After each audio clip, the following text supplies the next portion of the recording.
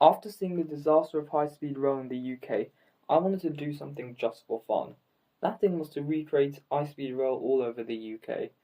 I only made the routes the trains will serve and nothing else. I spent a lot of time working on this video, so it'll be really useful to help me out if you would like and subscribe to my channel. Anyways, let's get on. Currently, the only HSR in the UK is a line running from London St Pancras to Ebbsfleet to Ashford and then to the English Channel to France. There are also plans for a line from Euston to Birmingham, but progress is really slow. Other legs to Manchester, Leeds and the East Midlands were all cancelled due to financial issues. My aim is to fully revamp the network in the UK. The method I used was by finding the big cities with high demand for each other and connecting the dots between those major cities, while also connecting minor places along the way. I didn't take into account the costs of making the network, but this will probably never happen in real life. As I said before, it's just something for fun. The first part of planning was to find out what the main cities were to connect with each other with. I decided to use urban metropolitan areas with a population of over 500,000 people as the main hubs.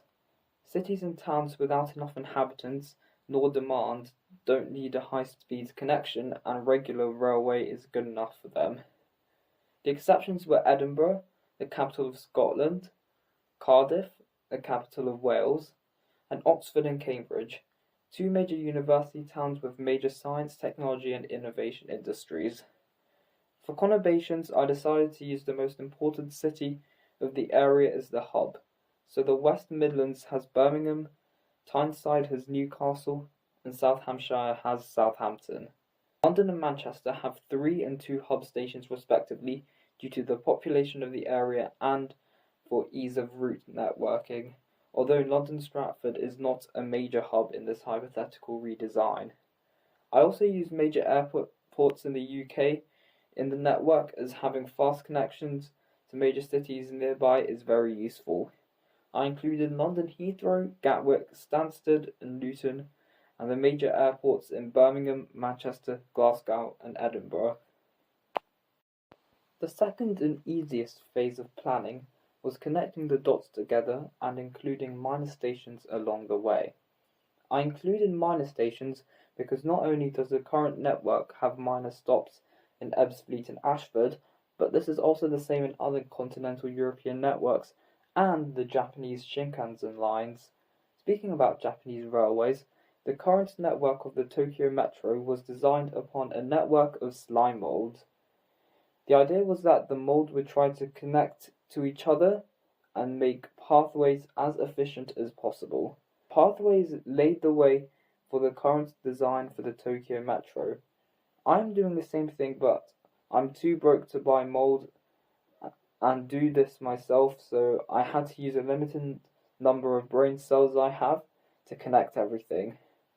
I included the minor stations along the lines, and after scrapping connections to many medium-sized towns, I finally produced the network design. I had to do some rerouting when the lines cross through mountains, estuaries and areas of national beauty, so it can be easier to lay the track required. The third and final part was to do some final editing to the network by extending a few lines and rerouting to include large towns which were missed. I extended the Scottish network all the way up to Aberdeen and the Welsh network to Swansea.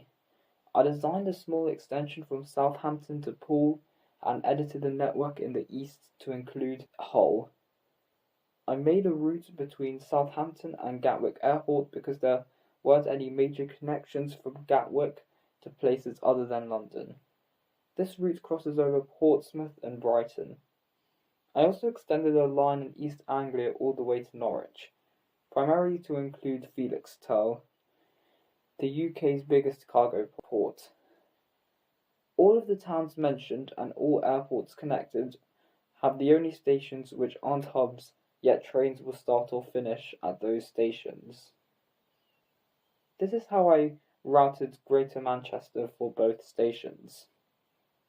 Manchester Piccadilly handles trains below Nottingham along with Manchester Airport and Liverpool, while Manchester Victoria handles trains from all other stations. Connections between Crewe and Bolton and Stockport and Oldham are meant for routes which don't go to Manchester to reduce congestion in the two major stations over there. This is how I routed the Greater London area for both major and minor stations. London Waterloo East handles all the trains coming from the south. London St Pancras handles all international trains and trains routing from this part of the network, and London Euston handles only domestic trains routing from this part of the network. This part of the network has trains which go to both of the London stations. That is all I have for this video.